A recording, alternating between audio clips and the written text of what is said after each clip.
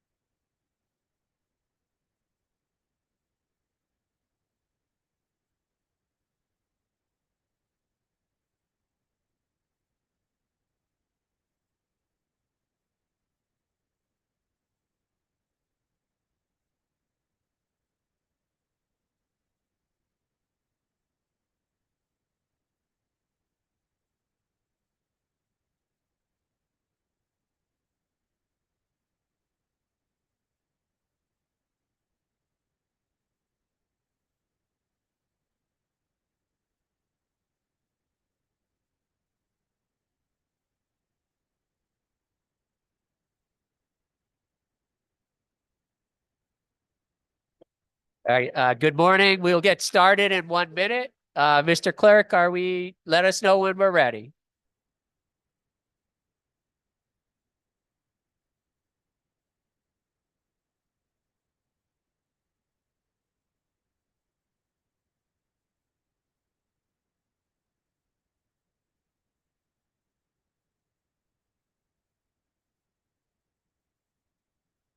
All right, good morning. We'll call this February 27th, 2024 meeting of the public hearing of the General Law Committee to order.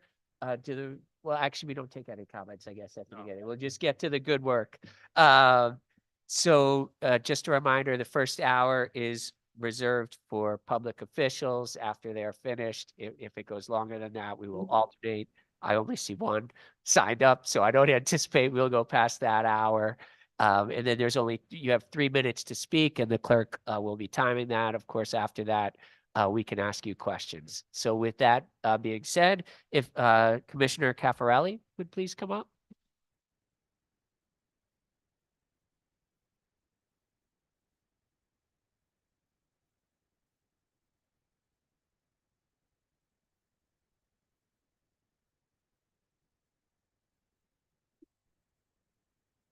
Chairman Maroney, D'Agostino, ranking members Ciccarella, Ritigliano, distinguished members of the General Law Committee, thank you for allowing me to testify this morning. I'm here regarding the 4 agency bills submitted regarding liquor, cannabis, licensing, and pharmacy. As you know, the agencies begin their work on these proposals at the end of last summer, and this is my first session, and so I said to the team there that let's try and keep this concise, because I know this from the other side that you have a lot of work on your plate. And so it is a short session. So we've endeavored to do that.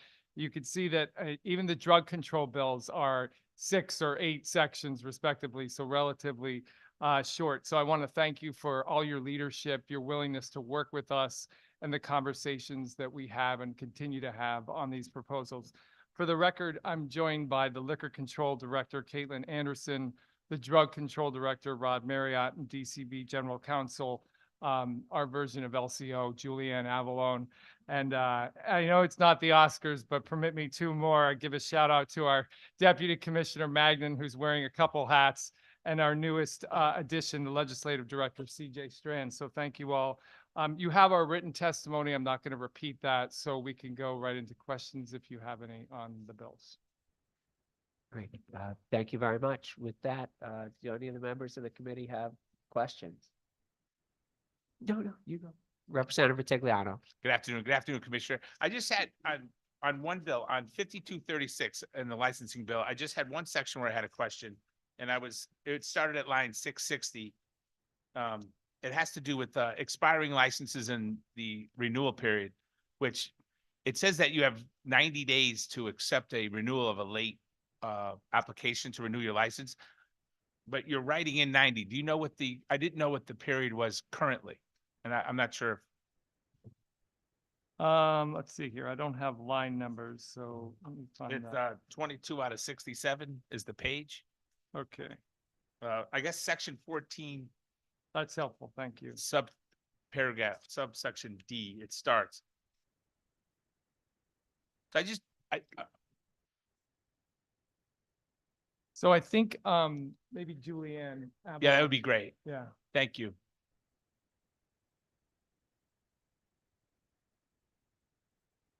Good afternoon, committee members. Good afternoon.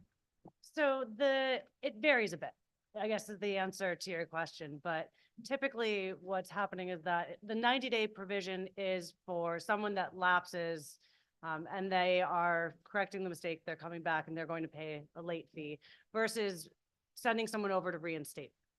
So if you're going over to reinstatement, you have to tell us whether, you've been working in the field, whether, you've met certain conditions. Sometimes these people have gone away to care for a sick parent out of state and have not been working in the field. And it may affect the amount that you have to pay to get your license reinstated and the process for doing so.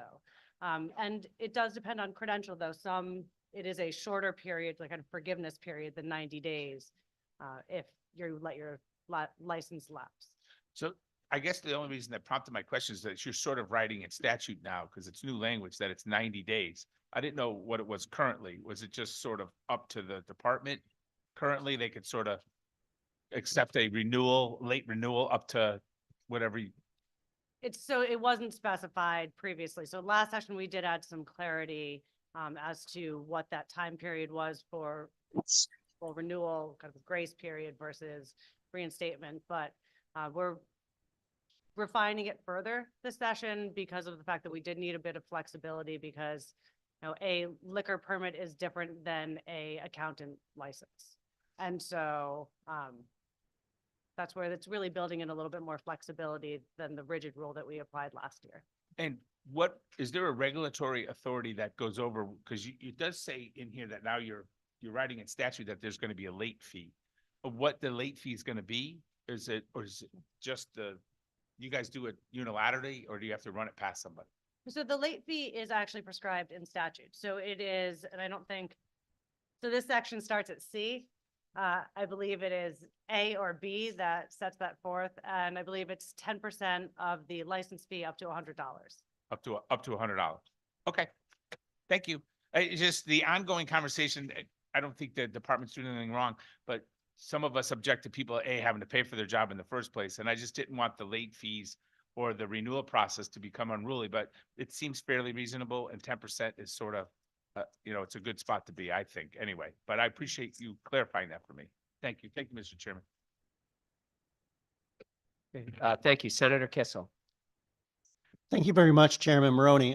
Commissioner Caparelli, it's great to see you. I think this is the first time since I had the distinct honor and privilege of testifying on your behalf at your nomination hearing at executive and legislative nominations. And you have Attorney Avalone with you, a crack attorney who actually came to the regs review workshop that we had a couple of months ago. So you have just wonderful people in the Department of Consumer Protection working with you. My question is, while you have these 4 proposals, and I appreciate the fact that you know that there's a lot of things on our plate in this short session, but you know, with my office, I sometimes get bombed with emails or constituent outreach. Obviously, in the room today, there's a lot of folks that have an interest in particular proposals.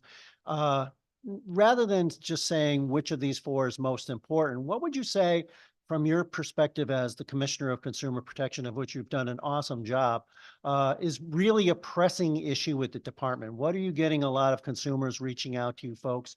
If we had to pick and choose and the clock was running out, what would you say, gee, General Law, chairs, ranking, and honorable members, make sure that this crosses the finish line? Thank you, Senator. It's great to see you again, and I always appreciate the support from last session during the executive noms. I'm sitting here rethinking maybe we should have had all those extra bills so that I could then say to you, bills 6, 7, 8, 9, and 10 that you should get rid of, because these are the ones that really we've tried to focus on.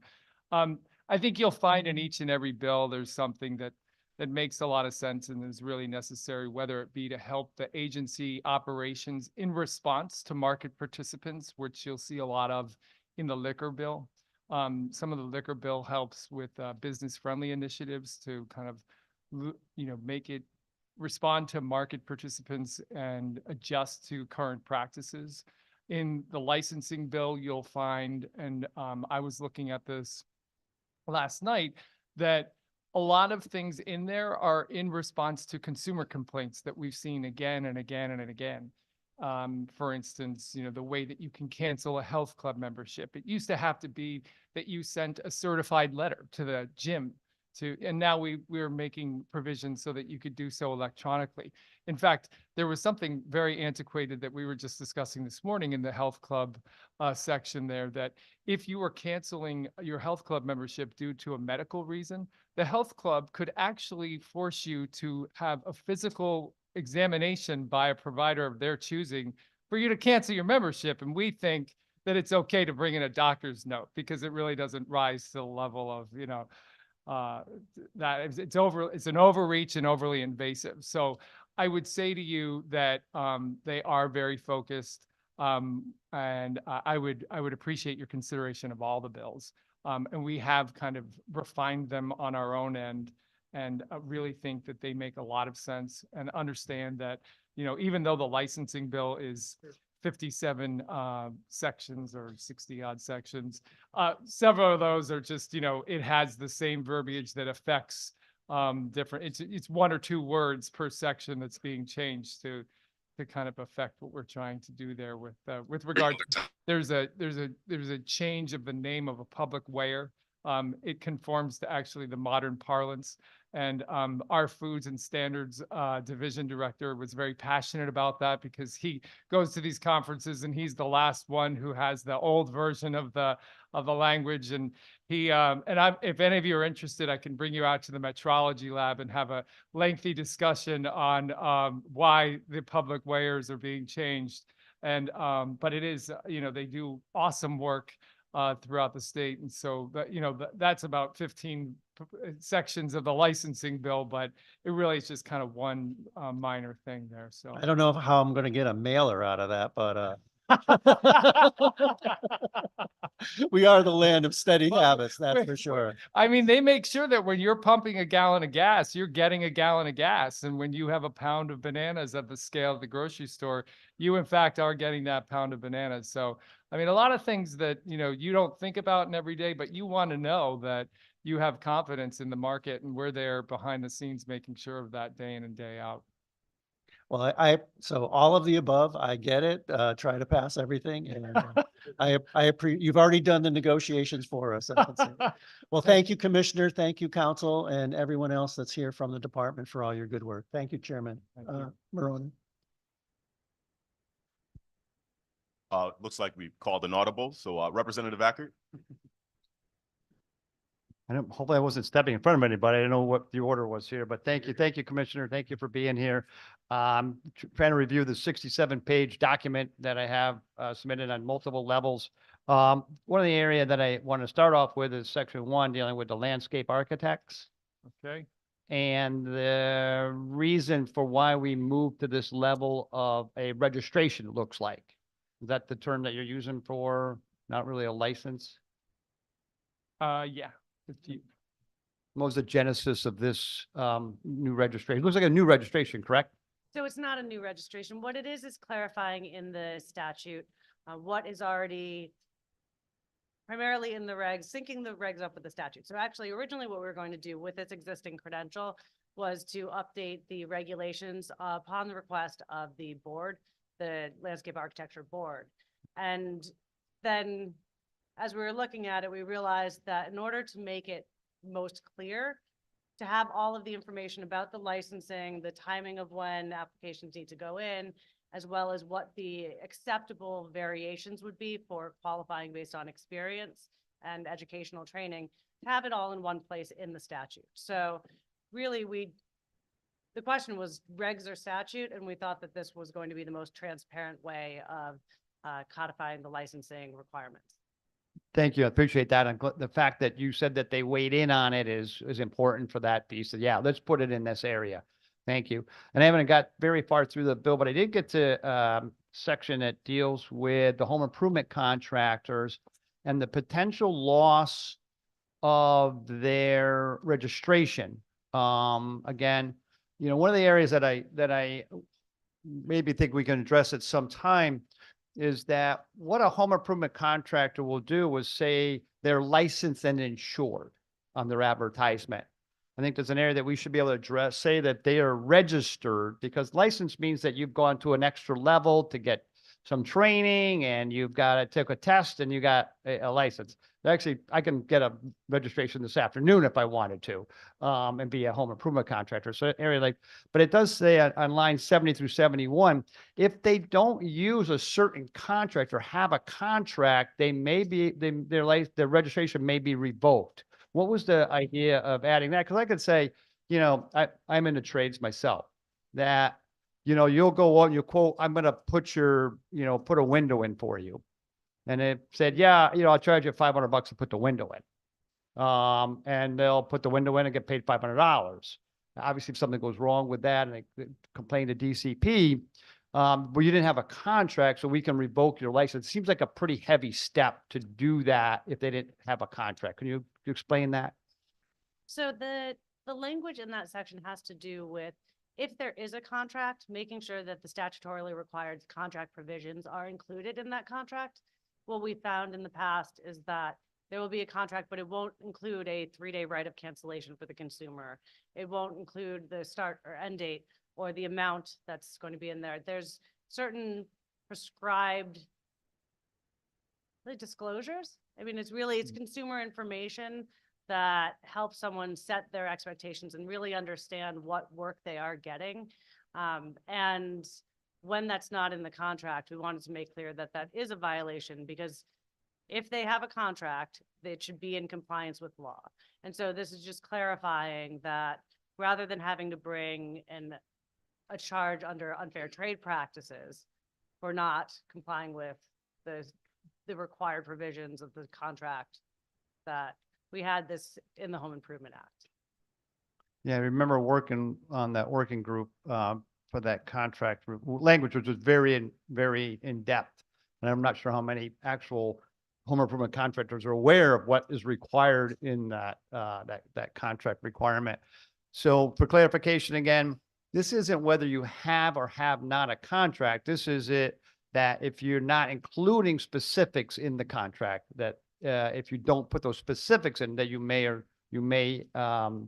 be open to losing your HIC registration, correct? Yes, that is correct. And just to add, typically when we're dealing with cases like this, we try to educate first, because I agree with you that a lot of people just don't know. They're not reading the statute. They're not tracking the, amendments by public act. And so making sure that contractors are aware of what the expectations are is really critical to us before dropping the hammer and making an example.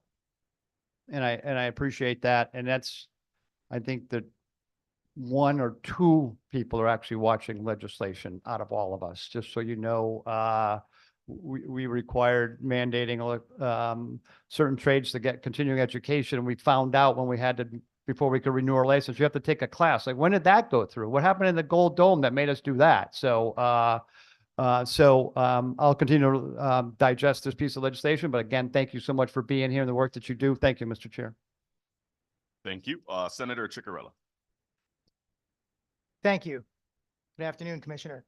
I have a quick question for you. In 5234, in Section 8, subsection B, it talks about additional permit holders donating alcohol, doing tastings and donating. I know we touched on this maybe a couple of years back. Is this just expanding who could donate to a nonprofit or an event of some type?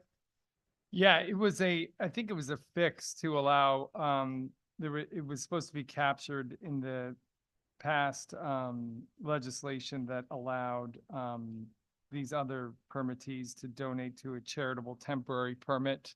And so this captures the last that was omitted in the spirit of letting them donate to charity.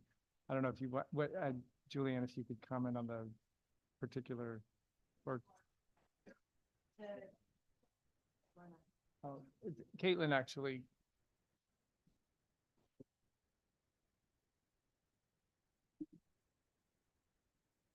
Good afternoon. You're correct. The shipping tier was accidentally omitted from the streamlining measures we undertook to create a more streamlined charitable permit. And so in the spirit of allowing the opportunity for more charitable donations, we're requesting that the shipping tier be included as an eligible donor, and also restaurants and cafes. Excellent. Thank you for clarifying. So we can now go ask all of our local package stores for donations to our nonprofits and our fundraisers. Thank you for clarifying. Thank you. And could you just state your name for the record, please? Caitlin Anderson. Thank you so much.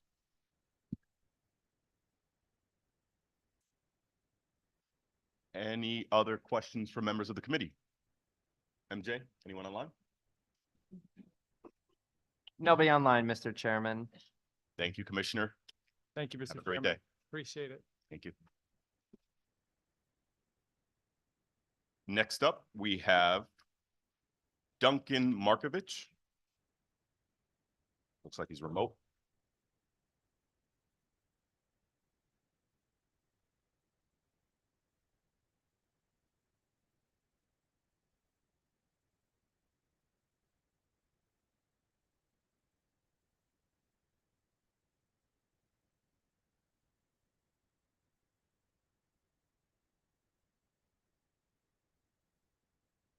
Good afternoon, Chairman D'Agostino and Maroney, and members of the General Law Committee. My name is Duncan Markovich, owner of Better Ways, and I am here to testify in opposition of raised HB 5235. However, I do offer this committee some minor suggestions to improve some of the language while additionally requesting some clarity, referring to this bill's statement of purpose to redefine marijuana and its statutes concerning cannabis regulation. I would like to reiterate that I greatly support this committee's consistent efforts to protect Connecticut's youth from exposure to high THC products, and I do not support the public's access to any cannabis products from establishments with limited training or education, unsafe or untested products, or any synthetic cannabinoids. And I've held these ideals since 2019. With regards to my suggestions, I wanted to simply focus on three. The first is centric around community safety. A Fraconian-like cannabis enforcement regimen will further create distance and distrust between the actual marketplace and long existing community and any regulated market, therefore undermining our emerging industry, restricting the potential our state has for advancing and healing through cannabis, and at the end of the day, ultimately costing the state its highly sought after tax generation, as we've already seen with current performance. Secondly, in support and congruence with clear labeling requirements, I strongly recommend that any and all Connecticut medical and recreational cannabis products that have been remediated prior or after lab testing be clearly marked, and all dispensary employees go through mandatory training of what methods of remediation are being applied to what products and by which brands. My last suggestion is recommending a larger percentage of the fees generated from any cannabis licensing or enforcement fines have a larger percentage returned to the state's cannabis fund to expedite programs focused on helping communities heal from the very over-enforcement that led to the war on drugs we're trying to undo now. With regards to clarity, I'm asking for just three. I would like some clarification how this committee views the sleeping benefits of CBN, also known as cannabinol, and why this particular naturally forming molecule is considered a controlled substance. I would like some clarification as the committee's interpretation of the DEA's decision that cannabis seeds and living plants in their vegetative state are considered federally legal as hemp, and how this impacts an establishment's need of license for acquisition or possession of a living plant. Lastly, I would like some clarification to why animals, which also have the same endocannabinoid system that we do, aren't afforded access to cannabis as outlined in Section 4B. No cannabis establishment shall produce, manufacture, or sell cannabis that is intended for use or consumption by animals. Attached to my written testimony are my Google reviews about my pet oil. I welcome any questions, and I once again invite all committee members to visit my store in Branford, where learning and collaboration is our heartbeat. Thank you for your time and consideration. Thank you, Mr. Markovich. Any questions from members of the committee?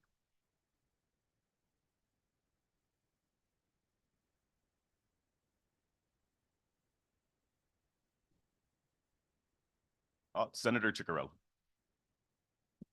So we're just trying to get clarification. You said certain products for animals. Which type of products? Is it CBD or is it actual THC products? I would love some clarity on all of it because the definitions between marijuana and hemp and high THC and low THC and what's federally compliant and what's no longer. And, you know, this has been a dynamic conversation. So I'm curious myself. Do you know of any other states that allow sale of products for animals? Many, if not all of them, under the federal guidelines for hemp and CBD products. My hemp product is a salmon-based oil for cats and dogs. There's no THC in it whatsoever.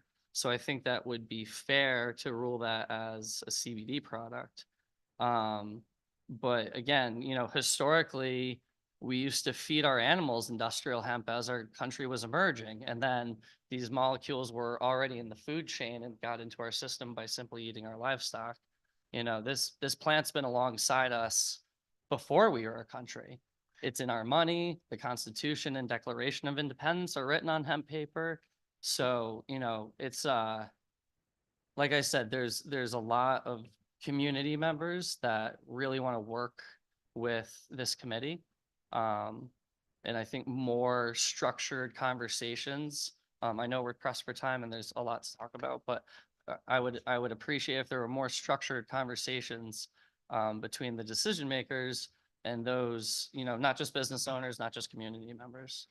Yeah, I'll try Just to- for clarity, Senator, the bill doesn't change the current structure, which is lines 537 and 53, which says no cannabis establishment shall produce, manufacture or sell cannabis that is intended for consumption by animals. Cannabis is a defined term in our statute, so you have to cross-reference to the definition of cannabis. That definition includes high THC hemp products, which previously we've talked about how we defined high THC hemp products above a certain amount of THC. So right now, if it's cannabis under our statutes, it can't be sold for consumption by animals. If, as the gentleman's saying, he manufactures products that are CBD products without THC in it, those are entirely legal. So, Thank you for that clarity. so yeah, so that's clarified. My question was, specifically, I understand CBD products, but, what will be the purpose for giving the dog a THC product? So I'm not a licensed veterinarian, but my store has been established for many years and I do my own research and I have many colleagues in many different levels of academia. So the thought is in certain cases, the CB1 receptor that's in our neural tissue, brain material and along the spinal column, if that gets overexcited with too much THC in humans, sometimes we have an anxiety attack. There's other ways this happens. So if anyone's experienced cannabis and, everyone else is laughing and giggling and having a great time, but that individual is like, I'm on edge, I'm not relaxed, this is an adverse effect. That could be one of the phenomena that's happening. With animals, the same tolerance threshold is there, and because they're smaller, it's more weight-based. And the concern could be if the animal has any THC or too much THC, it could trigger a seizure. And nobody wants that. These animals are our family members, right? Sure, that's where my concerns was, but I think that clarifies that you cannot sell THC products, but if it's just strictly CBD, it seems to be okay outlined in this. Correct. it's Again, clarified. my clarity is with how cannabis is currently defined, the suggestions from last week's with marijuana and, all these new terms and definitions, and it's hard to keep up with some of this sometimes when, as a business owner, I'm just trying to provide the best quality medicine to my community and through hemp and CBD. Understood. Thank you. Okay, thank you. Thank you. Any other questions? CJ, anyone online? MJ, sorry. CJ's open. Okay. Thank you, Mr. Markovich. Thank you. Next we have G with the Indian American Package Store Association. Welcome back.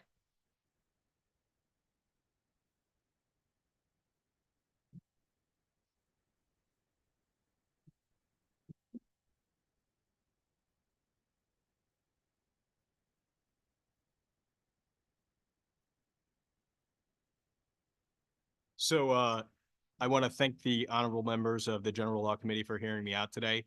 My name is Girish Patel. Everyone refers to me as G, as you just did. My mother did not name me that. Girish Patel, I'm a resident of Middlebury. My family has been now in 2 generations in the package store business. We have 5 locations throughout Connecticut in 4 different counties. I am here to offer testimony in my position as the director of the Indian American Package Store Association. We are hundreds of members strong, all throughout Connecticut, every corner, every town in the state. I do have with me some family members of hopefully the 3rd generation. I'd like to introduce my niece, Dara Patel.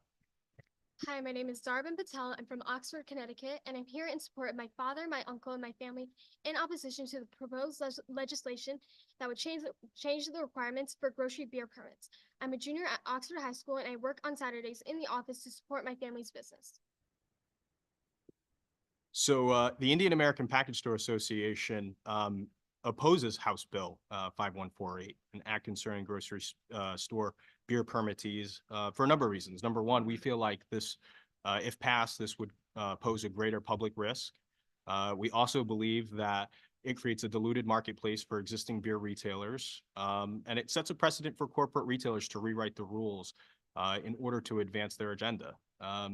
You know, and for whatever it's worth, I feel like there's a lot of things to unpack there. And you know, for me, the greater public concern is what I'm mostly focusing my testimony on here today in front of you. My written testimony has more, but you know, Big Box has proven to us that they have an over-reliance on self-service customer service, right? Like there's a lot of self-checkout. Their stores are massive, usually very understaffed. It's difficult to find people that work there.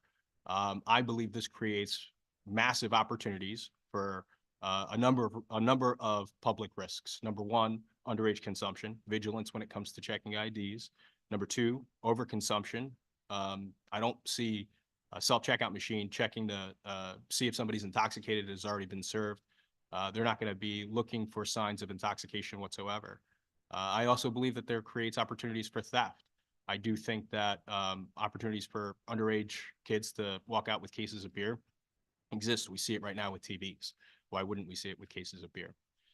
When it comes to the marketplace of existing retailers, there are 1,300 plus package stores throughout the state of Connecticut.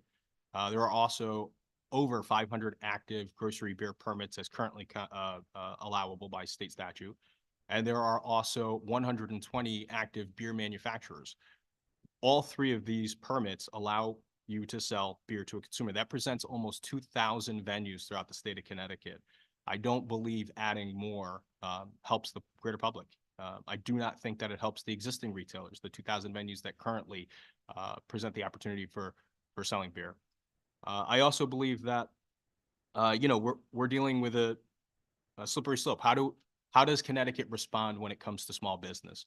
Are we going to allow corporate retailers to rewrite rules in their favor rather than follow an established set?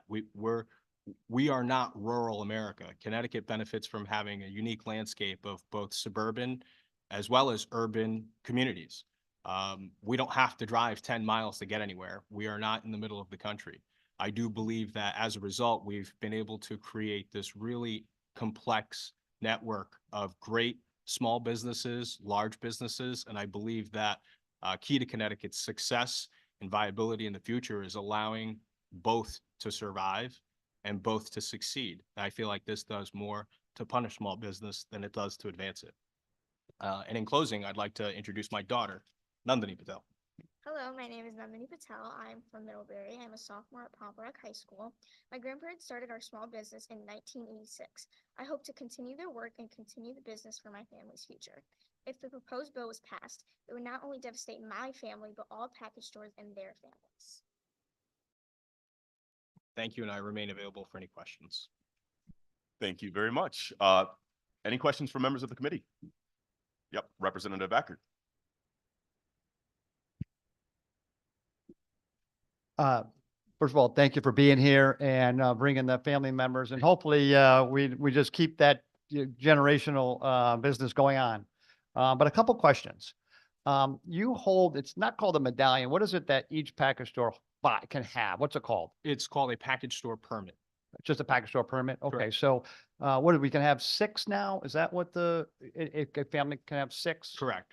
Okay, so do you know with your association, how many potential are available in the state of Connecticut that a community could have? You know, like I have very small communities out our way that Sure. don't even reach 2,500 in population, by the way, but they can have one because they had it prior to. Do you know how many are available? Sure. I know that it is issued by the Department of Consumer Protection based off of a per town population, 2,500 per one package store. I do know that there are a good number of package store permits available.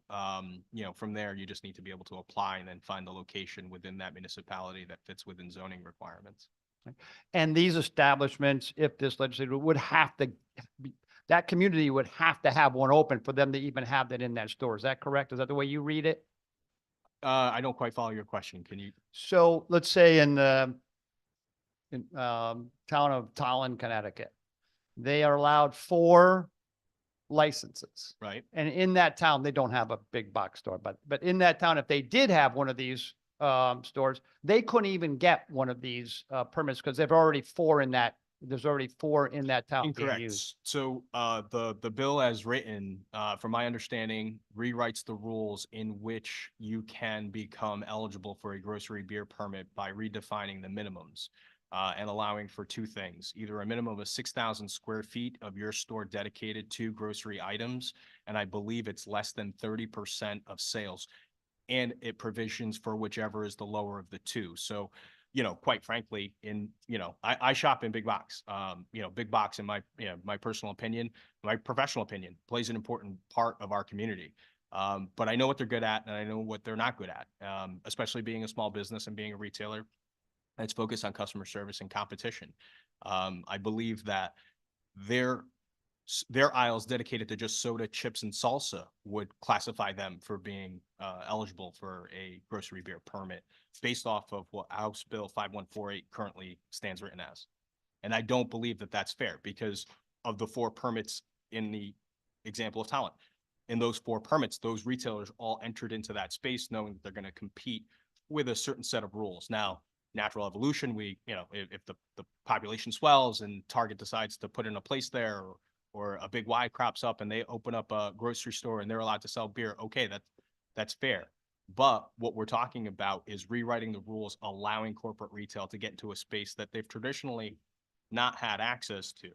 I say that if you want to get into the beer business, get into the beer business as Connecticut currently prescribes the ability for you to do so.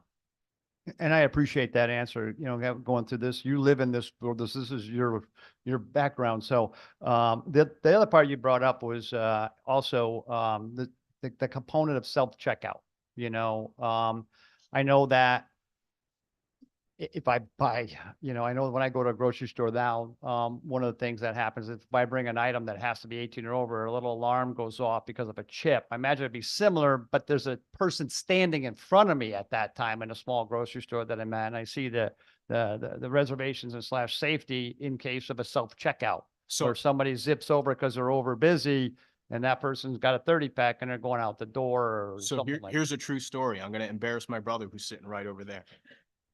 Well, so you do it, brothers, though. Aren't you supposed to do that? Market 32, Oxford. He's in there shopping, wife, his daughter. They've got a carriage full of stuff. He grabs a plate of chicken. There's no room up top. Throws it at the bottom. There's the split carriages, right? Throws literally a plate of chicken. I don't know what's a plate of chicken go for, $5, $8, whatever. Throws it in the bottom of the cart.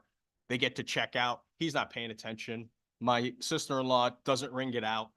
They get out to the parking lot and he's reaching into the cart and he pulls out the chicken. She goes, "Where was that?" I go, "It was in the bottom of the cart." I didn't scan that. We didn't pay for that. So what's he do? He goes back inside, brings the chicken, shows them the receipt, says, "I didn't pay for this." He pretty much confused the staff at Market 32 saying, "Why would you come back in?" Just because I'm going to do the right thing. I'm in retail. I would never steal. But this is just one example of how somebody could accidentally walk out with a plate of chicken. What happens when you've got a gang of kids that come into your store, confuse the staff that's already on that checkout, where you've got 10, 15, 20 different self-checkout aisles, the 1 or 2 people that are associated to monitoring or policing the front, they're distracted. Someone walks out with a case of beer. Could it happen? I don't think it's a question of could it happen. I think it's a question of when and how frequently. I also see in our stores, I talk about public risk. When a group of kids come into our stores, and this is an adopted practice that the Indian American Package Store Association preaches to its membership as a best standard practice. Group of kids come into your store. They're walking around. Everybody's touching a bottle. Approach them politely, professionally. Ask for IDs. One person produces an ID. There's 4 people in the store. I'm sorry. But if not all 4 of you don't have your ID, I'm going to ask you to leave. Come back when everybody here can prove that they're 21 plus years of age or older. And if you can't, I'm asking you to leave right now. Right? In a grocery store, big box store, right? I don't know what are the safeguards. I don't know that I see them. There's no safeguard from somebody walking out with a plate of chicken. How are you going to tell me that they're going to make sure everybody that's patronizing the beer aisle is going to be 21? In addition to, moreover, the technology today. We work rigorously to try and keep our staff trained on fake IDs. The problem is they come out so quickly that you've got to be more than just technically versed on what a Connecticut or a legal ID from any other part of the country looks like. They all scan. What happens when somebody comes in with an ID that is their older brother and they're not 21? Are you looking at the street address? Are you looking at the height? Are you looking at the color of the eyes? Are you looking at the skin color? All the things that are on a ID that allow you to verify whether the person presenting it is legitimate. I don't see any of those safeguards that our retailers deploy with regularity that vigilantly will deny a sale if they have one iota of a doubt that the person in front of them is producing it falsely. I don't see any of those things happening in big box retail. I really don't. Again, I shop at big box retail. I believe that they're good for many things. This is not something I believe they're good for. And thank you. I appreciate it. And my last comment is I know in my small community that I live in, it's inconvenient for me to go to my grocery store to get a beverage because I passed two on the way there. So, the fact that I live in a small community. So again, I appreciate your testimony. Thank you, Mr. Chair. Thank you. Thank you, Representative. Any other questions? We have Representative Pizzuto online, Mr. Chairman. All right, Representative. Thank you, Mr. Chairman. To you, Mr. Patel, I remember, I think you or your family members, other colleagues testified last year. I know you have, or the Patel family has stores in Waterbury and Middlebury. Are you prohibited from opening any more? Or are you limited because they're in close proximity? Is it based simply on towns and cities? Well, Patel is a dime a dozen for a last name, so we're definitely not all related. I currently only have one actual brother that's in the business with me, but a lot of Patels in the space for sure. And yeah, we are limited both in the amount of permits available by municipality as determined by Department of Consumer Protection, but then also each municipality has zoning requirements that we must meet. So there's a number of factors that come into play when looking to establish a package store that would be new and or looking to relocate. So if a convenience store or a larger grocery store opened, would they be prohibited from doing it simply because your permits are in proximity to where this new store might be, or vice versa? That's interesting. That's a very good question. Oftentimes, and it differs by municipality, municipalities will look at a grocery beer permit different than they do a package store permit. But that would vary by the 169 towns in the state of Connecticut and each unique municipal code. Okay, thank you very much. Appreciate it, Mr. Chairman. Thank you. Seeing no other questions. Thank you for your testimony. Thank you. Thank you.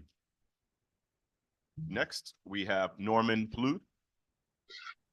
He's online, Mr. Chairman. Norman, can you hear us? I can hear you. Can you see me? Yes, we can. Okay, great. go ahead, Last Mr. time Red. around, Thursday, we had issues. Good afternoon, General Law Committee. My name's Norman Plouffe, and I'm here as a hemp farmer, and I'm from Seymour, Connecticut. I stand in opposition of House Bill 5232, as this bill pretty much will destroy the hemp industry in Connecticut the way it's written. I took the time to read through the bill and came across a few key points that need addressing as far as I'm concerned, how it pertains to my business. As I go through, we'll start off at line 408 down to 411, which the definition of total THC means the sum of a percentage of weight by THC acid multiplied by In essence, what that section there is making virtually 90% of our products that we produce on a hemp farm illegal. Hey, Butch. Yeah. Hang on a sec. I think you're on last week's bill. So that bill's not before the 5230. committee today? Or do you mean What's that? 5235? I'm sorry, 5235. I'm sorry. All right, so this is all in Hang on a second. Give us the lines you're talking about in 5235 again. 408 to 411. Say it again. And that's the total THC means the sum of the percentage of THC acid multiplied by 800 to That's so 70,000. but just to be clear, but that's existing statute. That this bill doesn't change what already exists. Okay, well, that's in there, and that destroys the hemp industry. As an extractor, I'm vertically integrated. So I grow it, I extract the oils, and I make the products. In my extraction process, I keep my temperatures low enough so I don't decarboxylate THC-A into THC. So even though my oils are contained to THC-A, they're non-psychoactive. And that's really what I was getting to that at that point, because depending on the extraction process, if the temperature is kept low, you're not going to get high from any of these products, whether it's an edible, whether it's a topical, whether it's it doesn't matter what it is. So moving on from there, if that's the case, what we're looking at then really is taking THC-A, which is a federally legal molecule, and now we're going to call that illegal in Connecticut. The problem with that is over the years, pretty much since 1972, when Nixon signed the Drug on War, we've been dealing with hemp, because obviously we know that raw flower in the cannabis form, raw flower has very little THC in it. It's all THCA. So with those lines there, do we get expungements for anything on this? Because we've prosecuted people for nothing more than THCA, which is federally legal. That's on that section. Moving on, Duncan already covered with the animals and CBD products, but I'd like to move on to line 553 and 554. Where no cannabis establishment except a producer, cultivator, microcultivator may acquire, possess a live cannabis plant. Now, does that also include hemp farmers, or is that just in the adult use cannabis market? Because I'd hate to see live plants wind up in a dispensary that had bugs in them, or maybe mold, because we know there's mold issues at the grow facilities. And these are things that people are going to be taking home.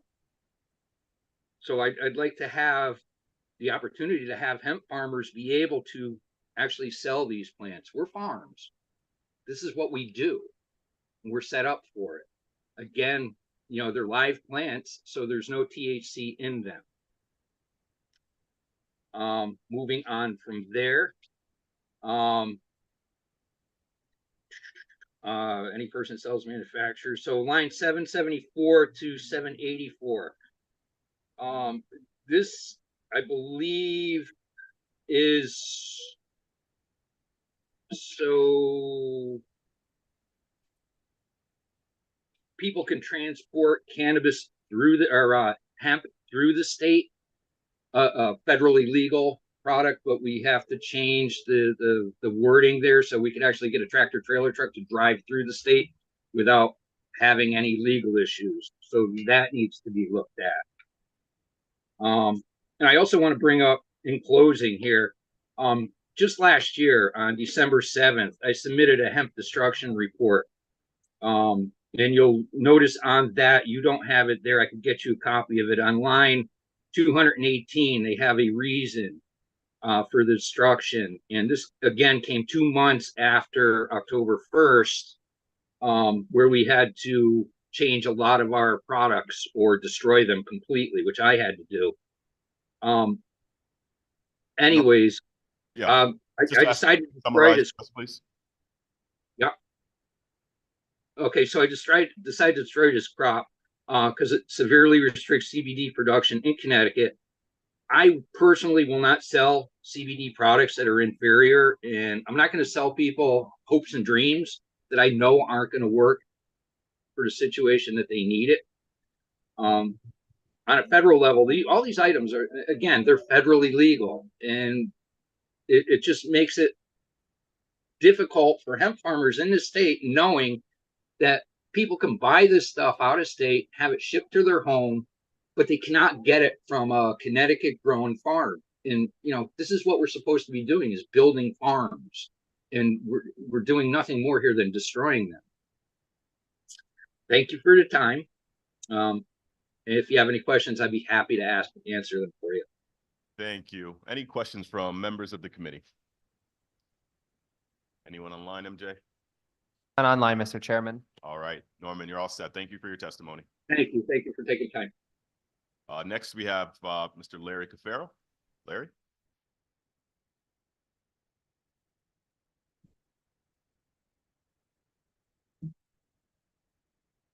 Cheers here. Good afternoon, honorable members of the General Law Committee. For the record, my name is Larry Cafaro. I'm the Executive Director, General Counsel for the Wine and Spirit Wholesalers of Connecticut. I'm here to speak on behalf of my group in opposition to Raise Bill 5148, an act concerning grocery store beer permits. Folks, I know that this committee deals with many, many important issues, not the least of which is to control and regulate intoxicants, be that prescription drugs, be that cannabis, and of course, alcohol. And you've been doing that for quite some time. Just 5 days ago, I witnessed you having a public hearing wherein you were debating a bill or speaking about a bill that took the lowest level of THC product that derived from hemp. And yet you believed it should be relegated to be sold in a certain venue. You take very seriously the fact of where these intoxicants are sold and how many venues they are available in. In the state of Connecticut, a state that has 3.6 million folks, it's about approximately a little over 5,000 square miles. We have over 2,000 venues that sell beer. Over 1,250, almost 1,300 package stores, and over 830 already grocery beer license that are out there. The grocery beer license historically has meant that you are allowed to sell beer if you sell a majority of groceries. A majority of groceries. The bill before us takes that standard that has been in place for, I believe, over 90 years and changes it so that you need to sell no more than 30% of your products to qualify for a grocery beer license. If I may, I want to correct something that was said earlier. It was stated and might have been confused that you could only have as many outlets as you have 2,500 people per town. That is only with regard to package stores, meaning that when it comes to a grocery beer permit, you could have as many as you want. That's why we have over 830. And if this bill were to pass, not only is it big box that would be benefit from it, but there are food marts connected with gas stations, variety stores, convenience stores that would all of a sudden be qualified to sell beer. Is that what we want? Is there really a need to have more venues sell beer? I'm not sure that's the case. With due respect to Target, a big box store that is, I think, Mr. Patel indicated, are very necessary. We're getting one in Norwalk, Connecticut shortly, I hope, and I have nothing but enormous respect for them. But do what you do best. And I'm not sure selling beer is one of those things. You know, God bless Target. Last year, they made $28 billion in profit. The year before that, over $30 billion in profit. Tu salud. You got to sell beer. If you want to sell beer, then do what Costco does and other big box stores do. Get a liquor store permit. Open up a liquor store. I think we as a state have to be cognizant once again that beer, no matter how lightly we take it, is still a drug. It is still an intoxicant. It still requires rules and regulations. And in my humble opinion, a limited amount of venues that it can be sold. This bill would turn that concept on its head. Thank you. If you have any questions, I'll be glad to answer. Thank you. Any questions from members of the committee? Any online? None online, Mr. Chairman. Thank you for your testimony. Thank you so much. Next, we have Gene Cronin.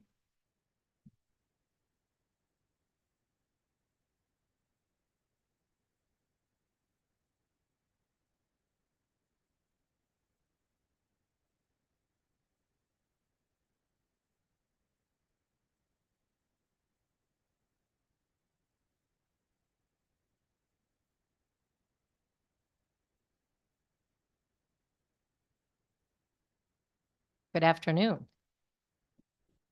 My name is Jean Cronin. I'm the Executive Director of the Connecticut Package Store Association, and I'm here today to speak on House Bill 5148, an act concerning grocery store beer permits.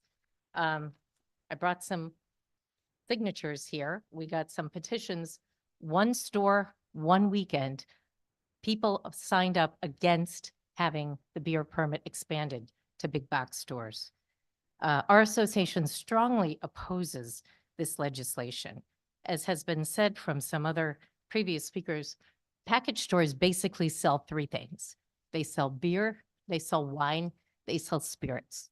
If it's not listed in section 30-20 of the statutes, they can't sell it.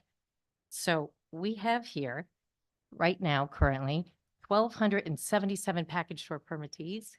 They have about 15,000 employees statewide. These, and Garish, it was really good to see you and your daughter and your niece. And we have many generational stores and we want to make sure that continues. But we have a situation here, we have a proponent of this legislation who said, quote, that this bill is a technical correction to an outdated state statute defining grocery stores. This definition in this bill is a huge expansion of what we currently have for grocery beer permits in Connecticut. We don't need more grocery beer permits in Connecticut. We currently have 857 grocery beer permits, and those are growing by the day. As Representative Ackert, I'm sorry he left, but he brought up a good point asking about the population permit, and Larry Cafaro said the same thing. There is no population permit for the grocery beer permit. If you qualify under the current statute, which is pretty restrictive, you can get one. Doesn't matter if there's package stores in town. It doesn't matter anything unless it's a dry town.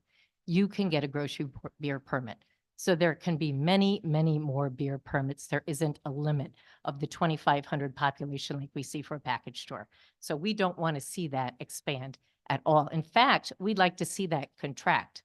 We would like you to tighten up this statute. And I'm glad you brought this up because we think there should be a population permit on grocery beer. We don't think we should have grocery beer permits all over the place. Alcohol sales are finite. There's only so much alcohol people will consume. And if they buy it somewhere else, big box store or whatever, they are not going to buy it in a package store. So we would like to see that definition constricted, if anything else. One quick thing I would also like to add on the DCP bill, House Bill 5234, the recommendations on liquor control. Section 20 of that has the electronic age statement forms.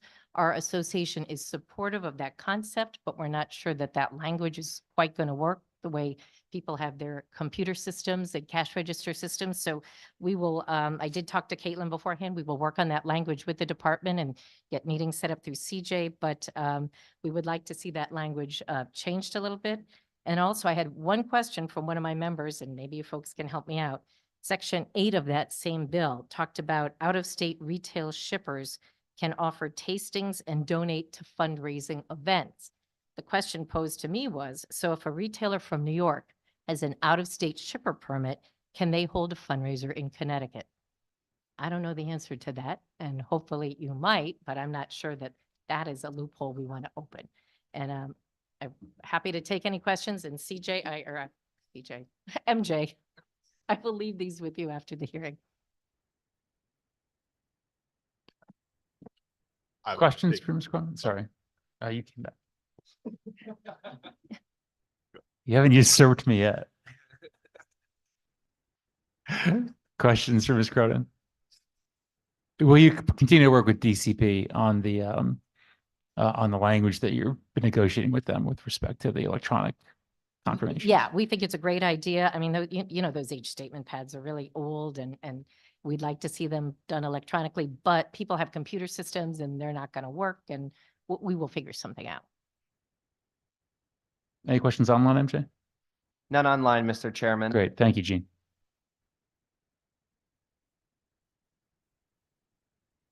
Next, we have Josiah Schlee.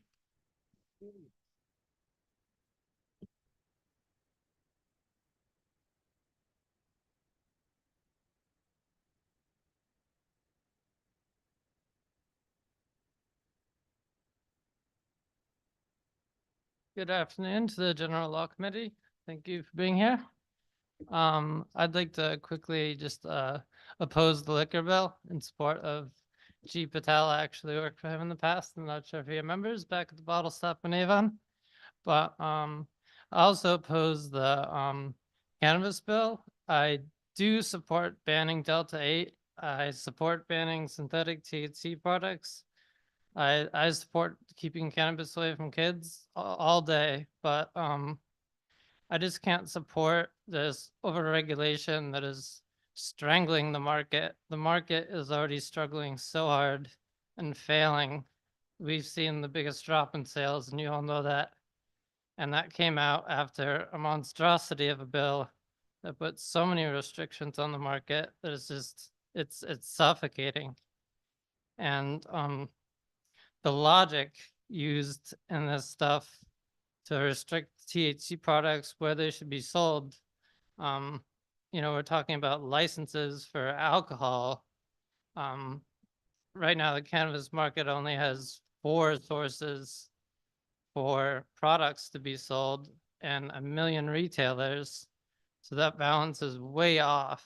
And this regulation to further, I know it's a different bill, but the further regulation, just because there's THC in something, that doesn't work. That's by that logic, we should be putting NyQuil back into the liquor stores. We should put flavored extracts such as vanilla into liquor stores, perfumes, colognes, windshield wiper fluid.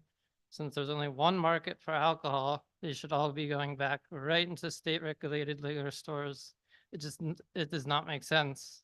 And if we're treating cannabis like alcohol and seeing similarities there, liquor should then be stored behind 4-inch thick concrete walls. I just think the overregulation is strangling the market, and we need to put the pens down and instead of writing more laws, take some time to actually listen to constituents and write laws that reflect the wishes of the constituents and the people, so we can have a healthy, thriving, competitive market.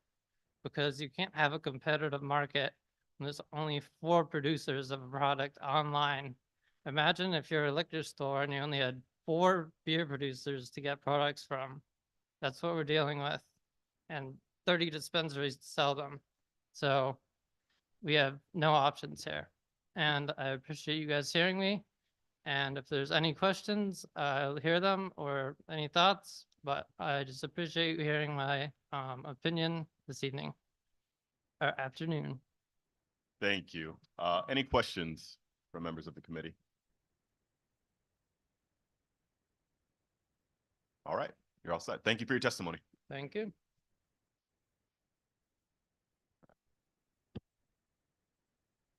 Next, we have Matthew Mitchell. Matthew's online, Mr. Chairman. All right, Matthew, can you hear us? Yes, I can hear you. All right, you're all set. Thank you. Hello, I want to thank co-chairs Maroney and D'Agostino for hearing me today. To the General Law Committee, my name is Matthew Mitchell and I'm president of Norbert E. Mitchell Company based in Danbury, Connecticut since 1945. We own and operate convenience stores and gas stations in the Milford, Newtown, Brookfield, Danbury, and Bethel, and also deliver petroleum and provide HVAC service. We employ over 250 Connecticut residents. I'm here to speak in support of adding language to HB 5148, an act concerning grocery store beer permittees, to allow for the sale of beer at convenience stores where gasoline is sold.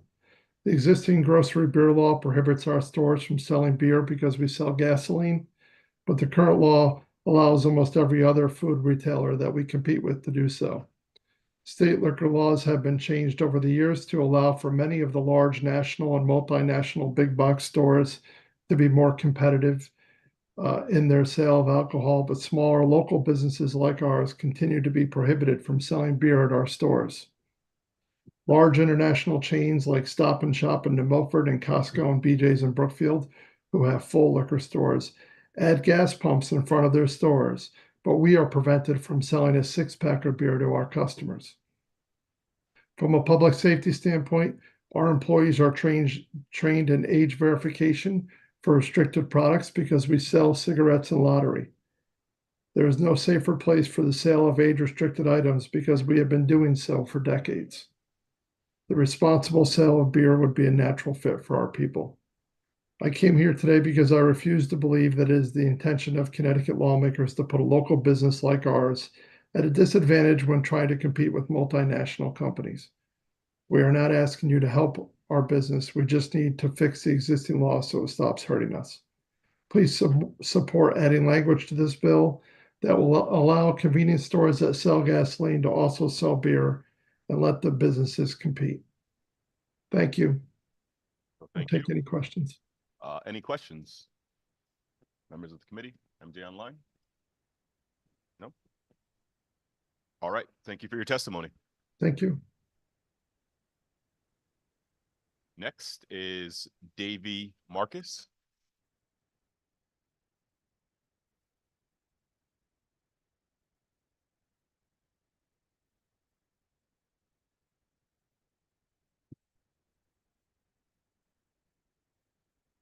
Good afternoon, Chairman Maroney, D'Agostino, ranking members Ciccarella and Rutigliano, and distinguished members of the General Law Committee. My name is Davy Marcus, a Director of Government Affairs for Target. Thank you for the opportunity to speak in front of the committee today in support of HB 5148, an act concerning grocery store beer permittees. Target supports this bill, which will make a technical correction to an outdated state statute defining a grocery store. Target, who is a fully licensed SNAP and WIC participant in Connecticut, wants to provide our guests with the same experience available at any other grocery store in the state. Our team members and our guests are at the center of Target's business, with 21 Target locations in the state and growing, employing more than 4,000 team members and offering fresh and frozen healthy food, non-perishables, staple pantry items, over-the-counter medication, and everyday essentials. There's a reason so many nutmeggers call Target their happy place. Like all grocery stores in Connecticut, Target was deemed an essential business during the pandemic because we are, for all intents and purposes, a grocery store. Additionally, we are regulated like a grocery store.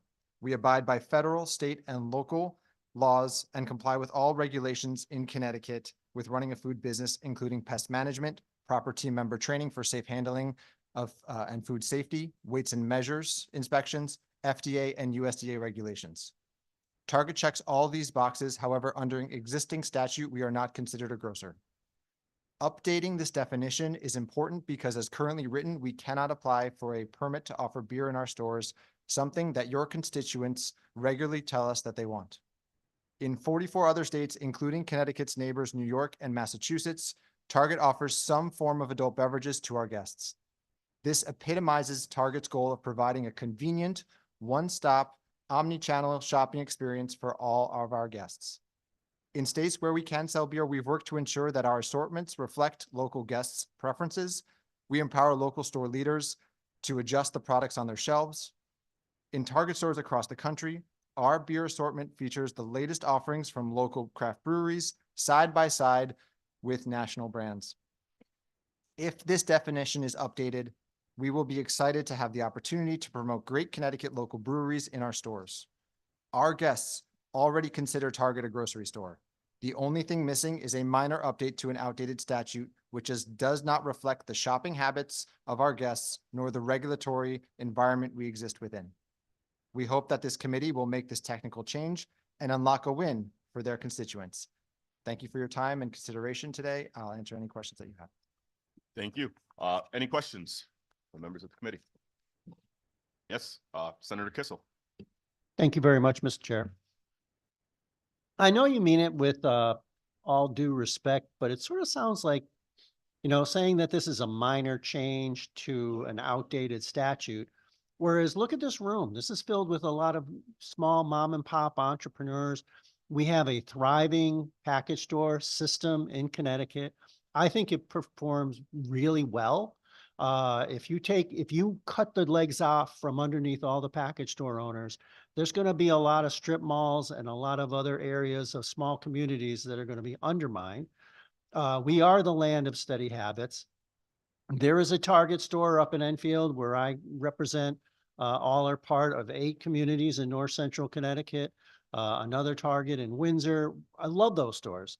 And I have to say though, my observation is while food sales, the grocery component is an ancillary area, I've seen Targets develop where that wasn't their origin, that sort of came afterwards.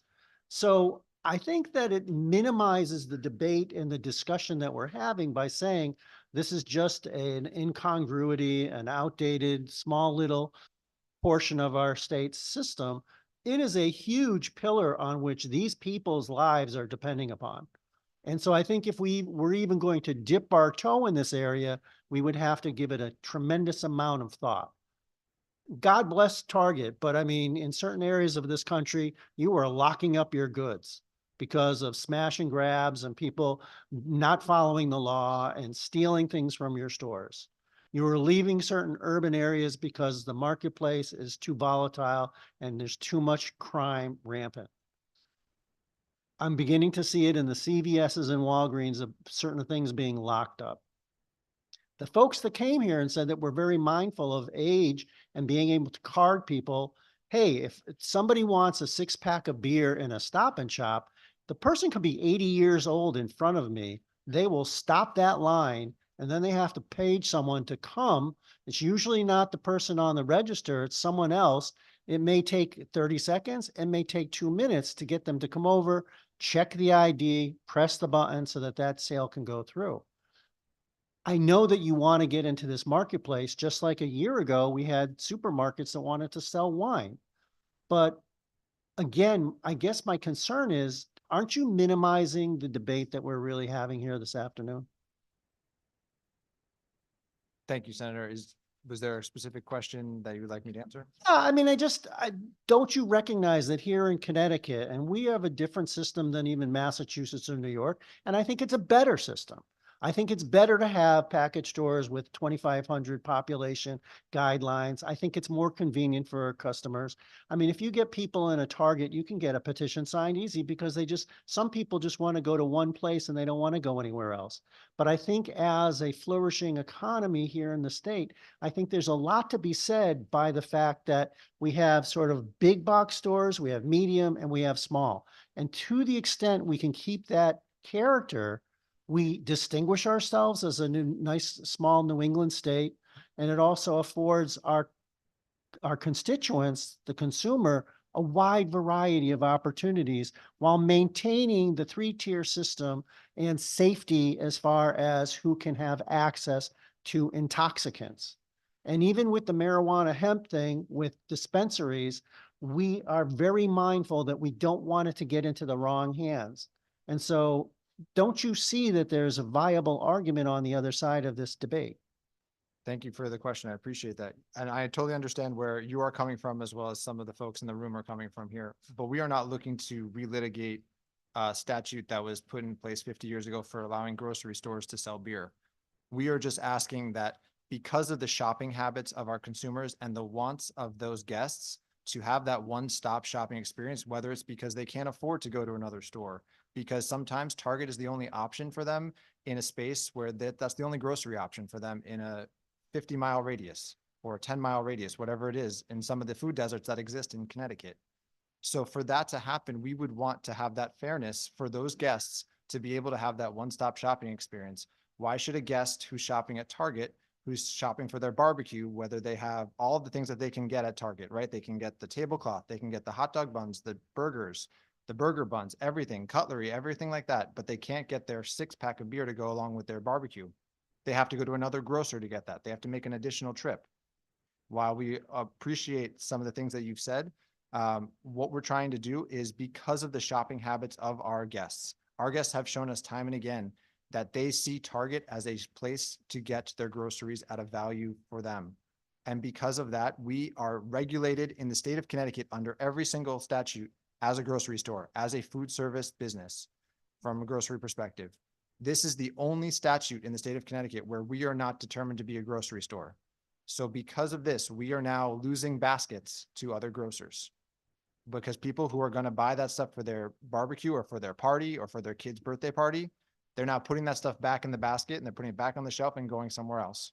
Or for the people that can't necessarily afford to go to another stop, their one stop, maybe they only have enough taxi fare or bus fare to get to Target. Now they have to make an additional savings to get to another store, another grocer down the road. So for us, it's about us being able to be competitive in the space. We are looking at ourselves as a grocery, because that's what people come to us to buy. And when you go to grocery stores in and around Connecticut, they have all of the essentials that you see at Target, whether it's paper towels, hand lotion, all the things that you see when you walk into a Target and turn left and you see all of those dry goods, you see all of those non-perishables. It's the same thing you'd find in a grocery store. So we're just looking to be called the same thing, even though we're being regulated the same way. I appreciate your passion on this issue, and certainly the argument that what's good for the goose is good for the gander has some weight. And also, I give a lot of weight to the idea that a lot of my constituents want simple convenience, and it's a hassle getting in the car, going, and if you're going to do shopping, trying to do it all at once. But why is that the case for a lot of my constituents? Because they're juggling 2 jobs now just to make ends meet. And as much as we race forward for these large corporations and essentially the homogenization of our business environment, there's a lot of wreckage in the wake of that. And a lot of times that's like the old main streets and the small mom and pops and everything else.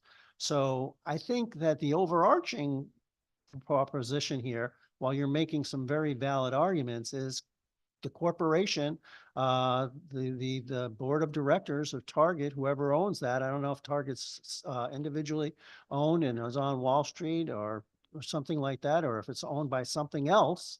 But I'm seeing this race into the future where the wreckage that's left behind seems to not be contemplated. And I think Connecticut is in a unique position. So I'm not quick to throw away the baby with the bathwater. I appreciate your arguments. You make some sound arguments, but all the time I'm seeing an erosion of what makes our state unique. And I'm not ready personally to give it up just yet. And I'm intently listening to the arguments on both sides. Thank you, Mr. Chair. Thank you, Senator. Any other questions from members of the committee? No one online? Rep? All right. Thank you so much for your testimony. Thank you. Next, we have Steve Thornquist.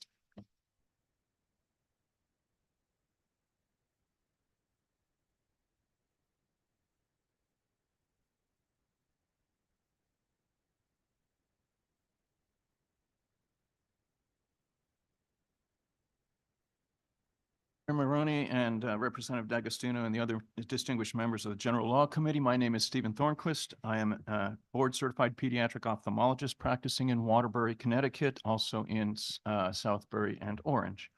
I'm here as past president and current legislative chair of the Connecticut Society of Eye Physicians, representing over 800 physicians, and in the specialties also for the societies of otolaryngology, dermatology, and urology. Representing over 800 physicians in those specialties. In opposition to some of the language in SB 202, the bill that seeks to broaden the scope of practice of optometry and physician's assistants inadvertently. The bill is aimed at accessing syringes and needles in practice and removing or providing exemptions for certain health professions. Medicine is constantly evolving. The laws that govern the practice of medicine by various providers and physicians must adapt to those changes. The societies I represent embrace those changes when appropriate. The legislature has the privilege of guiding these changes. However, as Spider-Man points out, with great power comes great responsibility. All right.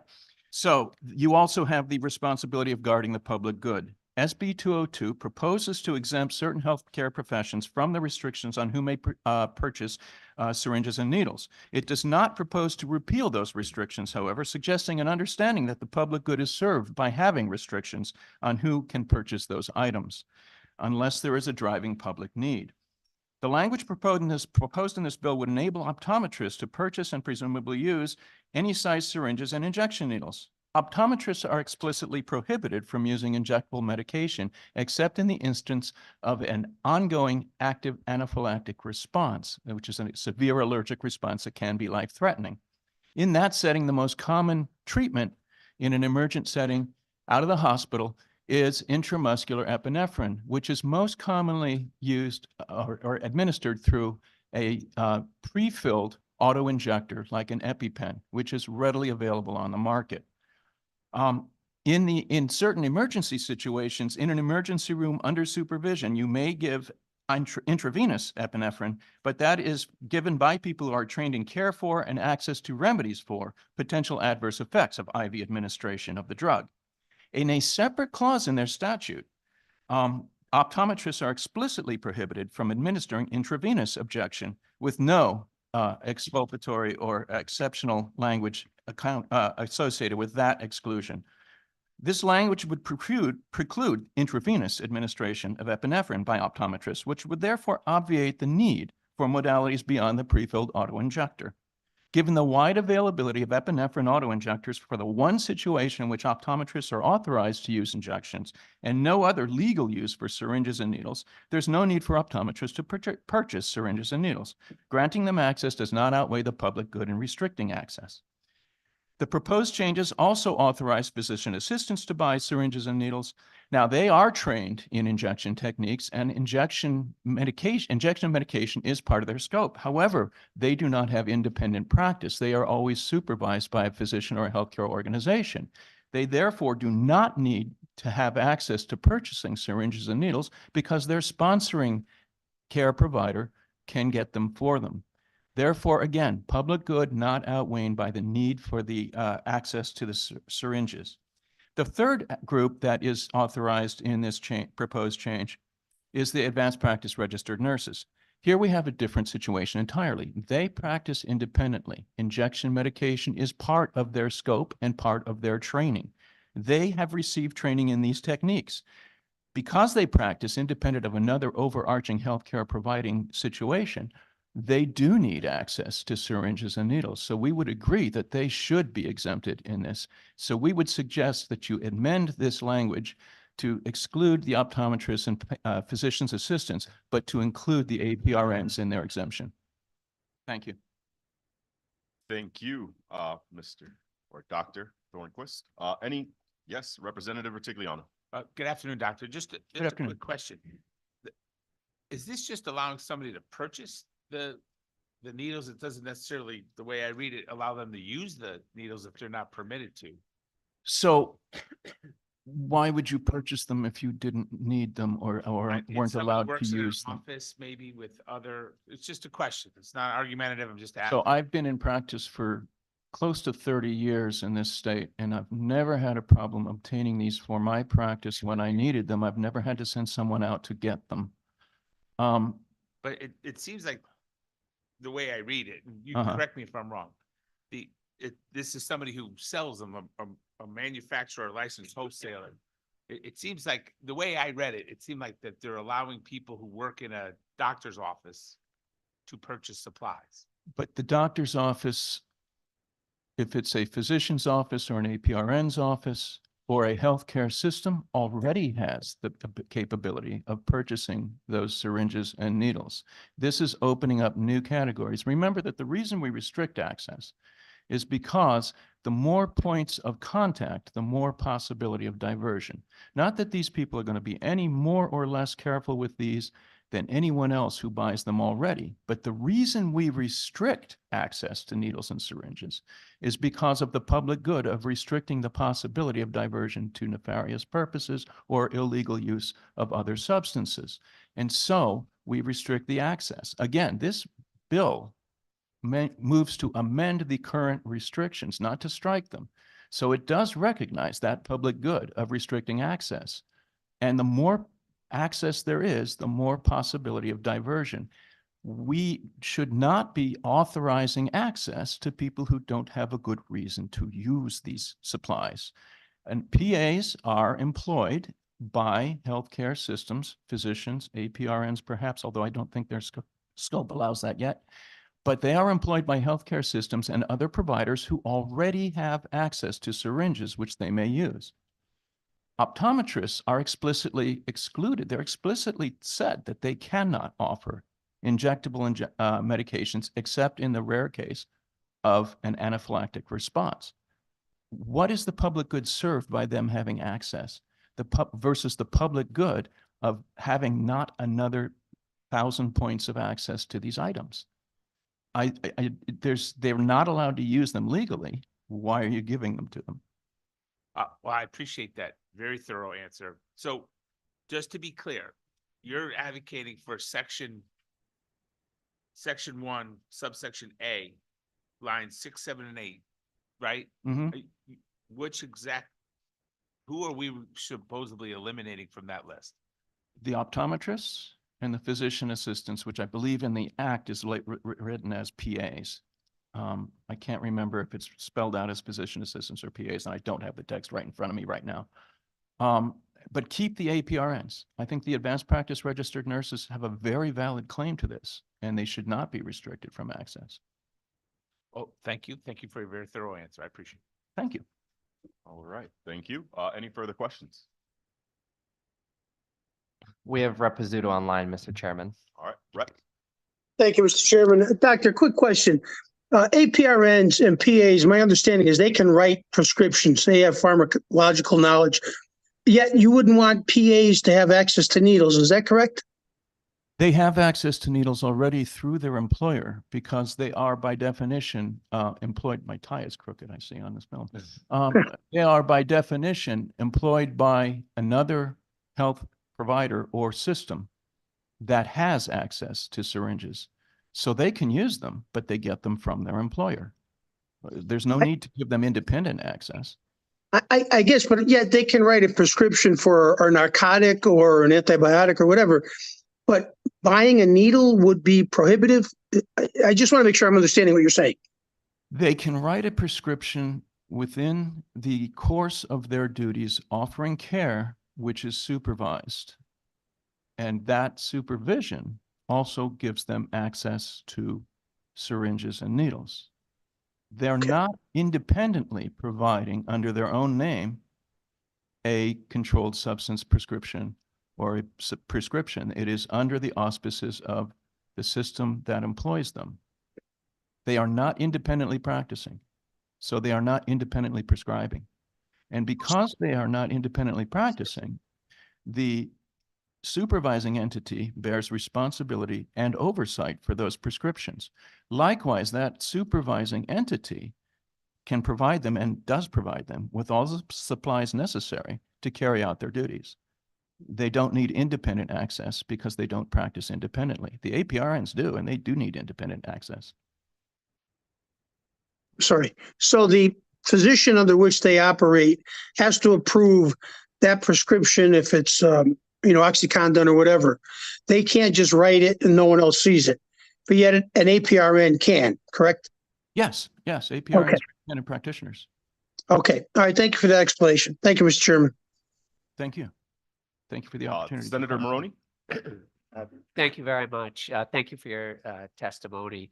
I just have a question on the physician assistants. My wife is a family medicine physician. She's the collaborating physician for a physician assistant. He's not her employee. He actually hires her to collaborate and work there. So why would she have to be responsible in that case if he's already able to do the injections? Or if there is a physician who is physician assistant who does have a similar arrangement, how would it work in that case? She is responsible. She's the collaborating physician. She's responsible for all the care that guy gives. All right. She's also responsible for making sure he has all of the capabilities to perform the parts he is doing that she is supervising. If that includes purchasing for him or her syringes and needles, then that is her responsibility and it's part of her oversight. She can also then monitor how much of them gets used, which is also part of her oversight responsibility. So yes, she's a collaborating physician and her responsibility is to collaborate in that fashion. And she should be able to provide that.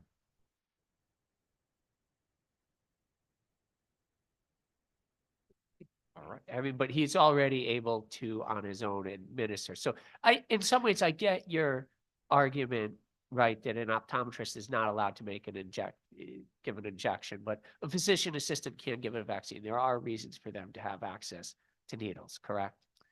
Yes, and they get them through their collaborating supervisor already. And so what's wrong with us allowing them to order them directly? Aside from the argument you're making about,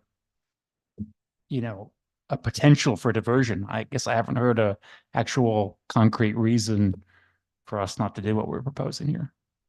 If you feel that the public good is more served by giving physician assistants access, that is your decision. They already have access to these items and diversion is a real issue. I don't think it is a minor thing. But again, I'm telling you my opinion on why these should not be so spread around. If you feel that the public good is better served in another way, that is your decision and your responsibility. Thank you. Yeah, we have Rep Santos online, Mr. Chairman. Representative, may proceed. I'm sorry, I raised my hand by accident. We've No all been worries. there. Seeing no one else. Thank you so much for your time, Doctor. Thank you for the opportunity. Thank you. Next, we have Paul.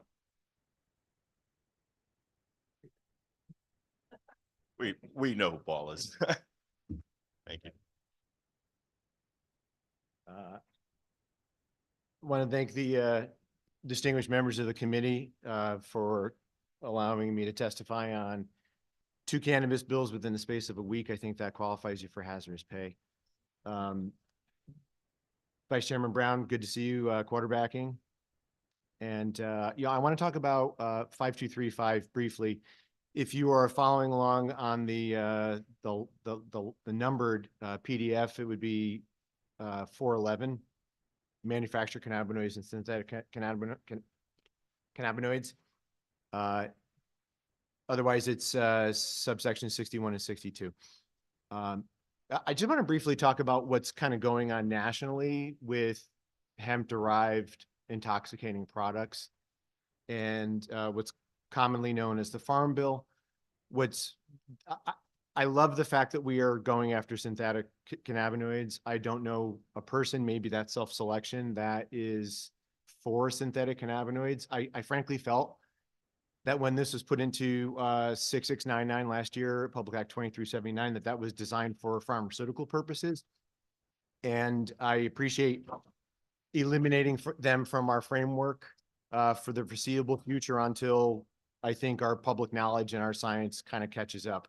What you're seeing federally is the red states are not, first it's medical marijuana, then it becomes a cannabis framework. And then oftentimes there's a little bit of a clamp down on hemp. What you'll see and that's typically blue states, right? So in the red states, the good, the bad, and the ugly happens with hemp. And the hemp manufacturers and hemp producers I know are not interested in anything funky. What you've heard about Delta 8. Delta 8 is basically taking CBD and using an acid to catalyze it to become intoxicating, to be almost like a form of THC, but it's Delta 8 instead of Delta 9. We're just messing with molecules a little bit. So I don't really know anyone who in the state is interested in doing anything synthetic. I have not submitted my written testimony. I will afterwards. I wanted to speak to this first. I did share my written testimony with the department. I had a brief conversation at last week's public hearing with the legal director and the director of the Drug Control Division. about what I'm asking you to potentially look at, and that's under manufactured cannabinoids. I don't think anybody's looking to create a novel cannabinoid. However, the description that is in the bill,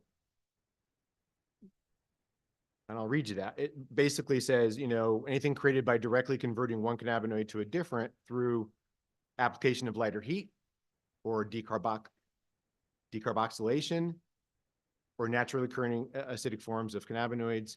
And I'd like to add just at the end something that sounds like such other process or processes approved by the department. It's similar to the language we have for the vault. So the vault in Connecticut under the cannabis policies and procedures is see the pharmaceutical policies and procedures or regs at this point. And that points to the federal DEA Schedule 1, Schedule 2 vault. But it has a carve out where it allows the commissioner to accept equivalence. And again, I'm not looking for anything here where you allow for synthetics or novel, but I'm not so sure we have captured everything, or perhaps we've tightened the knot a little too tight on simply saying lighter heat or decarbing. So what DCP has done is they flagged this with their legislative staff. They've had a conversation with the LCO. I had a conversation earlier. I believe there will be new language that might track to this, but probably a little bit more adroit than mine. That's it. Yeah, no, that's all I'm asking for. So either just don't make this change or give us just an opportunity to work with the department for any methods that may be perfectly safe, but are excluded by way of this new definition. That's it. Great, thank you. Questions, members of the committee? Online? Thank you so much for your testimony. Appreciate your time. Thank you. Thank you. Next, we have Rick Teelig, and I apologize if I mispronounced that. Yes, he's online, Mr. Chairman, joining right now.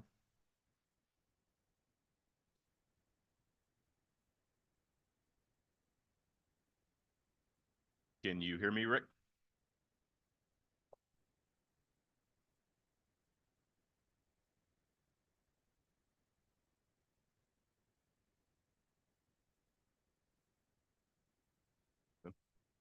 There we go. Sorry for the delay, ladies and gentlemen. Little computer difficulty here. But anyway, thank you, members of the General Law Committee. I respectfully submit this testimony in support of adding language to HB 5148, an act concerning grocery store beer permittees. My name is Rick Thielig. I'm the general manager of Chestnut Market convenience stores and gas stations. I'm here today in support of expanding retail establishments that may sell beer.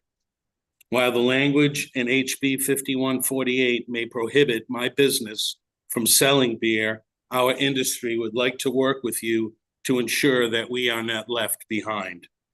I believe it is long overdue to move away from clinging to the past. Over 90 years ago, Amendment 21 of the U.S. Constitution repealed prohibition to reestablish the ability nationwide to once again manufacture, transport, and sell beer across this country.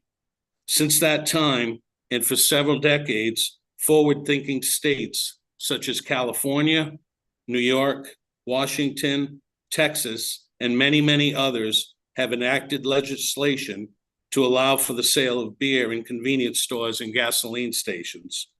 I believe that HB 5148 is an opportunity to right a wrong that impacts local mom and pop operators who live and own businesses and raise their families in the state of Connecticut. Adding language to HB 5148 that allows convenience stores where gasoline is sold to also be able to sell beer takes nothing away from other retailers in this category. It only allows C-stores to compete fairly with them, and it also creates additional competition in the marketplace that will potentially drive prices down in different demographics across the state. More choices in a local neighborhood would certainly seem to me to generate better pricing for the consumer. Mom and pop neighborhood convenience stores and gasoline stations have been an important part of the local community for decades. Providing these retailers with additional product categories like beer to market and sell to the consumer is imperative to their continuing business survival. As times change and other categories are scaled back or eliminated, new opportunities are critical to a profitable business model. Keep in mind, local neighborhood convenience stores in many underserved communities may be the only option within walking distance to important staple items such as milk, eggs, baby foods, and supplies.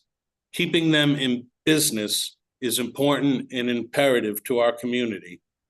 C-stores are also faced with competition from package stores who sell cigarettes, cigars, lottery tickets, ice, juice, soda, and newspapers. These products are core to the convenience store industry, yet package stores are allowed under law to sell them.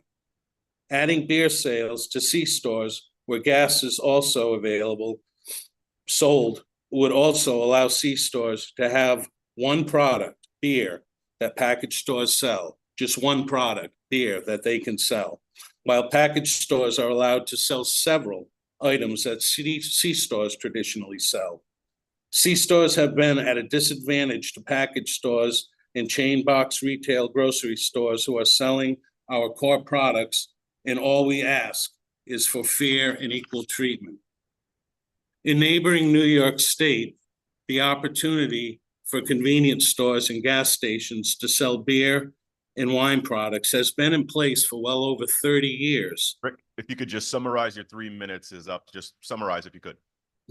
Lastly, passing of HB 5148 would correct another gross inequity in the marketplace. I believe it's an opportunity to right a wrong. Thank you very much. Thank you. Any questions from members of the committee? Any online? Online, Mr. Chairman. All right, Mr. Taylor, you have a great day. Thank you. You too. Thank you. Thank you. Next, we have Olivia Rinks. I do not see her online, Mr. Chairman. Okay, we'll skip her. If she signs on later, we'll get her there. Next, we have Salah Jamal. I also do not see them online either. Okay. Zach Druga. Yes, I am adding him right now. Thank you.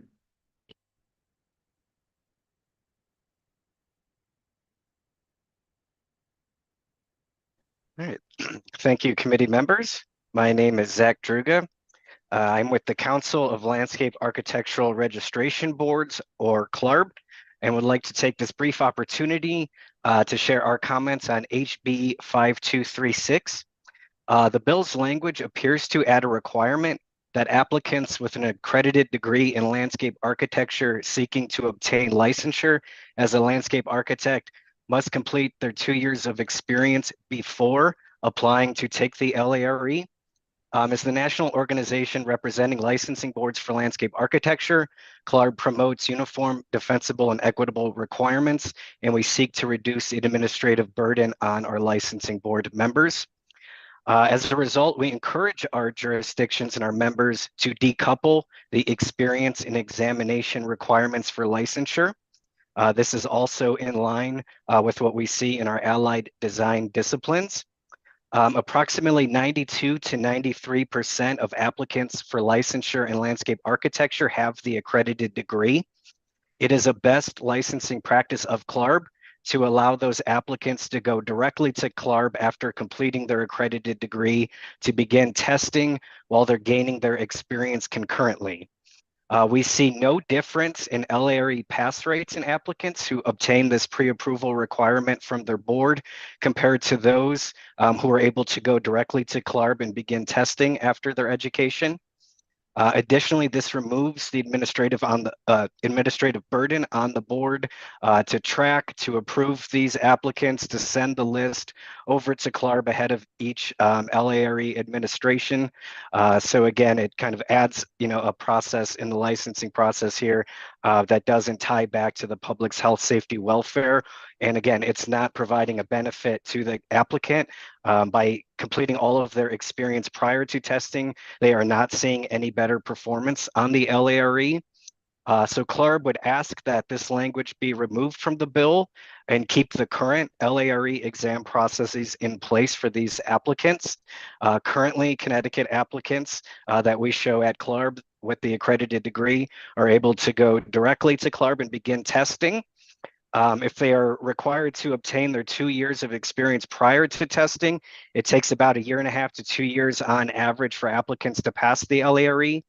So now that 2-year pathway turns into more 3.5, 4 years. Again, for the vast majority of applicants that we see that do have this accredited degree. So we wanted to make the committee aware of this potential unintended consequence, adding administrative burden on the board as well as time to licensure for applicants. We would ask again that applicants with the accredited landscape architecture degree are able to gain their experience and test concurrently. Thank you. Thank you. Any questions from members of the committee? Representative Rutigliano. Go ahead, Dave. Go. No, go ahead. Yeah. I gotta tell you, we've been doing booze and cannabis for so long. I was hoping for a little refresher course on what makes an landscape architect need a license. Hey, I learned a lot about Connecticut law there, so. So if you could just, what about the license, or what about the job of a landscape architect requires it to have all this testing and everything? What separates it from basically just somebody who's a landscaper? I don't mean to be dumb about it. I just need you to remind me. No, absolutely. That's a great question. And so, kind of the easiest way to think about it, right, is there's the building architect doing the actual structure, and there's the landscape architect that is tying into kind of everything else around the building. So this could be transportation corridors, it could be large chunks of a community campus, large parks throughout your state, whatever the case may be. Landscape architects are licensed design professional working alongside architects, civil engineers, but their focus is kind of on stormwater management, everything's kind of tying into your natural resources, things of that matter. So, there's kind of the building architect, and then there's the landscape architect. Does the landscape architect do anything structural? I mean, are they the ones that design retaining walls or anything that sort of, keeps the building up or whatever? Or is it really just pathways and plants and how things? No, it's master plans for entire communities. It's streetscapes. It's stormwater management. It's treating stormwater. It's a number of things. It's absolutely a design discipline like architecture, civil engineering. The federal government just recently gave it STEM designation as well, in recognition of the mathematics, the sciences, the research that goes into landscape architects projects. And again, they have, wide-ranging impact on entire communities. Are you comfortable with the current, not the way this law is written, but the current way that your license operates and how your committee operates? So would you be comfortable if there were no changes made? Correct. Yes. The way I'm reading this just adds the requirement now that a landscape architect must complete all their experience before testing. It's CLARB's opinion that a landscape architect can be testing while they're gaining experience concurrently. Thank you. I'll be happy to turn it over to the good chairman. I'm good. All right. Anyone online, MJ? Online, Mr. Chairman. All right. Well, thank you so much for your testimony. Thank you again. Thank you. We're going to go back to Olivia Rinks. I believe she's joined us. All right. Olivia. Thank you. Yes. Hello. Thank you and good morning to the General Law Committee for the opportunity to testify. I am testifying this morning on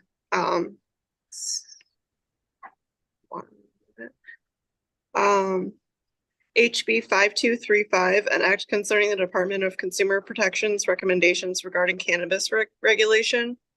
I am testifying in opposition to this bill. I'm strongly opposed to any of the further regulations of cannabis that would bring cannabis back to being illegal and being regulated and being policed. Thank you very much for the opportunity to testify. Thank you for your testimony. Any questions from members of the committee? No. Any online, MJ? All right. Thank you so much. Next, we have Chris Herb.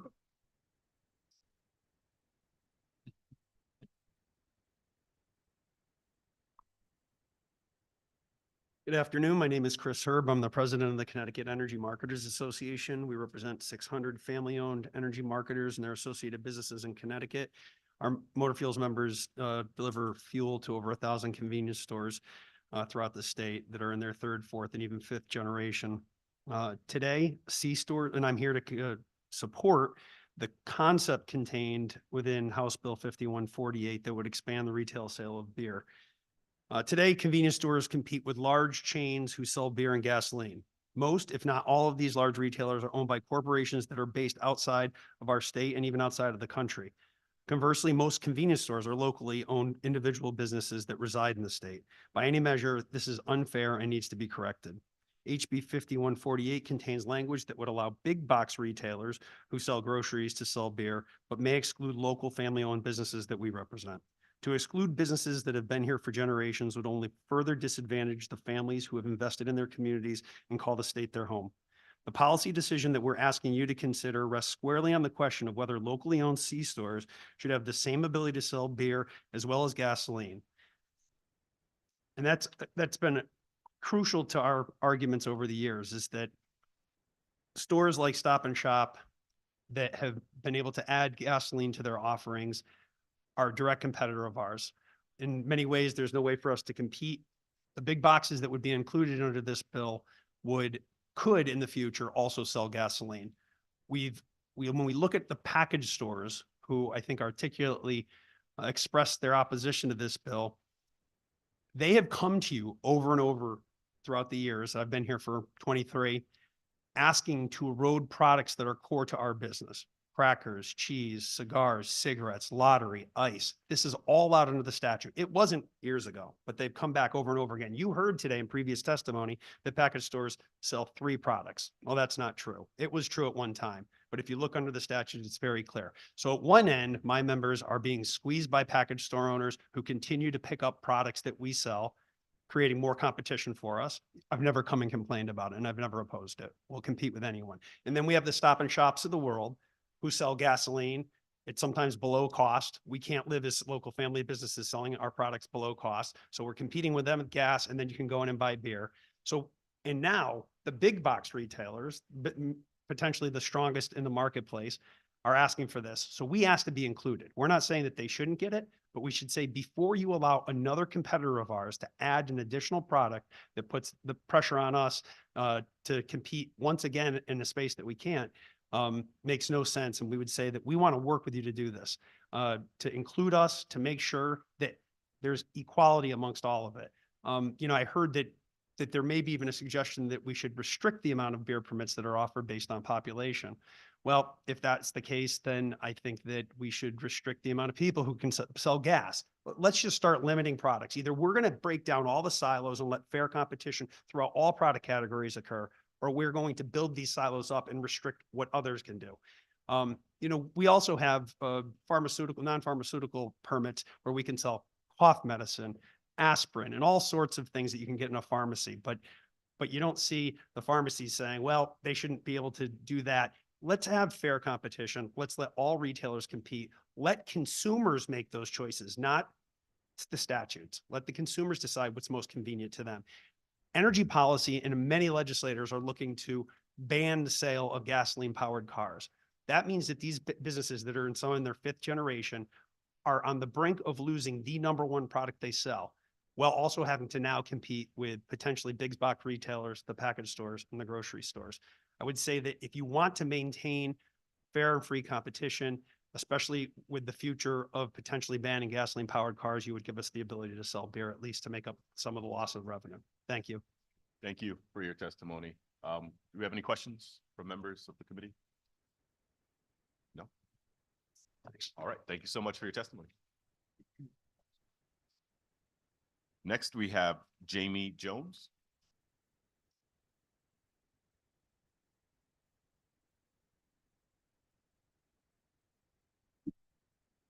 Representative D'Agostino, Senator Maroney, members of the General Law Committee. Good to see you guys again. My annual pilgrimage up to the LOB wouldn't be complete stopping in to see you guys. I was really here today because the Insurance Committee heard a bill for trying to help farmers who had a lot of losses last year. So coincidentally, the same day, close to the same time. So it wouldn't be complete, just stopping in to say hi and just offer a few, I would just call them general comments on House Bill 5148 and 5234. Actually, the Vineyard Winery Association, we had our annual meeting yesterday, so we had a opportunity to talk together. Obviously, there really are no bills in front of you that directly impact our industry. However, as we've come here in the past to ask for opportunities for more marketing avenues to sell our product, we've been kept in our lane, so to speak. So if you meet a farmer or you get to know a farmer, have a very strong libertarian streak, believe in the free market opportunity. These bills do, as the previous gentleman was testifying and a few other people I heard, are just looking for the marketplace to help dictate it. So our comment is only that, once again, others are asking for things and we're not, and we recognize that this committee has a lot in front of them to try and figure out and sort out who gets what. But we're watching and hoping in the future we might have the ability to look elsewhere. So that's all. You guys have been really busy, and I appreciate your time and listening. Thank you for your testimony. Any questions? No? Thank you for your testimony. Thank you very much. Have a good day, all. Good to see you. Next, we have Aisha Khan. All right. Hi, everyone. Good afternoon. My name is Aisha. I work for Shahani Inc. We are a family-owned and operated fuel distribution company based out of Connecticut. We have several sites all throughout Connecticut. We specialize in flip projects, so we take abandoned sites and turn them into a flourishing business to serve the community. And I am here in support of HB 5148. Like many people have said before, gas stations aren't specifically included, but we would like to have gas stations specifically included for various reasons. I'm not really going to repeat a lot of the things that have been said because all of them are very valid points. You have Costco, you have package stores that can sell everything that we can sell. We are one of the very few states in the country that don't allow beer sales in gas stations. And I'm born and raised in Connecticut. I love this state. So I'm just going to talk a little bit about our operation and why I think it's important for us to have beer. Well, the first thing is that Connecticut is a pass-through state. Thousands of people every day go from New York, Rhode Island, Massachusetts, and we have so many gas stations. I mean, you drive down a mile, you have 12 or 13 gas stations, which are primarily locally owned and operated by single operators. You don't have a lot of big Wawas dominating the road, which is very unique for Connecticut. And every day there are people that come in off the highway or going home and saying, oh, I wish you had beer, and things like that. But with that respect, the reason why so many gas stations are so profitable and there's always new gas stations coming about is because we have a very special relationship with the local community. I mean, during COVID, the Target rep had said that, people came into stores and things like that, but we also saw convenience stores saw a huge uptick because people didn't want to go into big, box stores to get sick. And this actually only strengthened the relationship between the local operators and the communities that they serve. Gas stations are usually well lit. They have great entryways that are often controlled by DOT. Most gas stations in the state have really good security systems, trained personnel. We have PCI compliant registers. You can scan the ID on the register. So all of the things that would be necessary to have beer are kind of a shoe-in fit for a gas station operator to have beer. And then the other thing I would just like to add is that gas station operators really do support their communities going above and beyond. I mean, we've seen voter registrations, Girl Scout stands, local food stores, local delis. There's a special relationship that gas station operators have with the local community. And yes, it is a little bit of a fear, like Target will come and, we see Costco selling fuel or BJ's, and it doesn't really hurt the industry as much as you think, because we have a very special and unique bond with the people that we serve. And from hearing everyone today, there's a lot of respect for small business owners in the state of Connecticut, which, we fall under that category, and we love that. But in the business aspect of it is any store will survive as long as there's competition and you're able to actually serve your community. That kind of gives you the upper hand. You have local things, served in your stores, or local breweries that provide you beer and things like that. So I support this. I think that, regardless if Target has it or not, I actually think it could be a good thing, because expenses increase, it seems like, every year in Connecticut, and people should have affordable items, and sometimes big box can provide those affordable options. And I think that, the emphasis on small business owners to have a proactive relationship with their community should be at the forefront of building your success as a small business owner. And it's a very unique thing. So I really hope that those things progress. And I hope that gas stations, once again, don't get excluded, and we're not one of the only 3 states in the country that are able to provide beer to our customers that ask us almost every day for beer. And that's it. Perfect timing. Thank you so much. Any questions for none online? All right. Thank you so much for your testimony. Next, we have Ian McDonald. I don't see him online, Mr. Chairman. Thank you, MJ. Lastly, on the signed up list, we have Diane Alexander. I also don't see her online either. Okay. Did we get Salah Jamal online? No, Mr. Chairman. Okay. So that's it for this, those who signed up in advance. Is there anyone here who would like to speak on any of these items before us that did not sign up but would like to speak? All right. So I guess the time is 2:03 p.m. We'll call this public hearing to a close. Thank you, everyone.